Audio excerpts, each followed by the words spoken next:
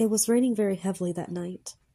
When we arrived at the spot, I stopped the car in front of the tunnel and parked temporarily. My friends and I had heard a number of rumors and legends about the area being haunted. They said if you drove your car through the tunnel at night, strange things would happen. We had come to test our courage and see if the rumors were true. There was an eerie and foreboding atmosphere in the air. The place was quiet, remote, and not many cars came down this way.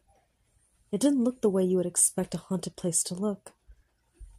After a while, I started the car again and slowly advanced into the tunnel.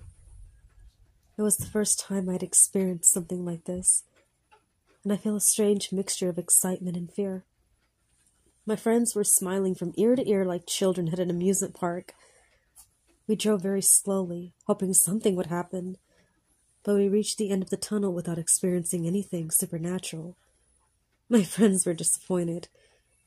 They had been staring out the windows, watching the walls of the tunnel expectantly. "Let's go through it again," I said. Everyone agreed, and I made a U-turn at the end of the tunnel. Once again, we didn't notice anything out of the ordinary. We drove back and forth a few times before we started to grow bored. The rhythm of the falling rain on the roof of the car was becoming annoying. After about 3 or 4 round trips, one of my friends said, "Come on, guys, let's go home." I thought he was probably right. After all, it was getting boring.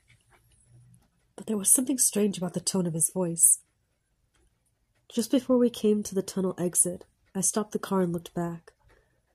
I noticed that my friend who had said, "Let's go home," was shivering, as if he was very cold. The others noticed too and stared at him in surprise. "What's wrong with you?" they asked. "Did you see something?" "Let's just get out of here," he said, his hands trembling. The rain was getting heavier and more intense. The raindrops bouncing off the car bonnet made a harsh sound. I decided to find somewhere nearby where he could calm down. We drove out of the tunnel and turned onto a highway. There was a family restaurant at the side of the road, so I pulled into the parking lot and brought the car to a stop. My friend, who had been trembling, finally settled down. "All right," I said. "Now can you tell us what you saw?" "You didn't hear it?" he asked, giving us a questioning look. "What was it?" asked my other friend. "Some kind of mysterious sound? A strange voice?"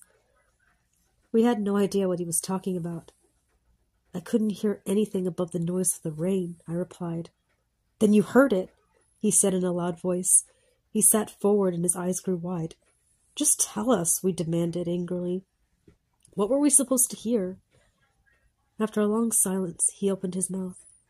"It was the rain," he said. "The sound of the rain."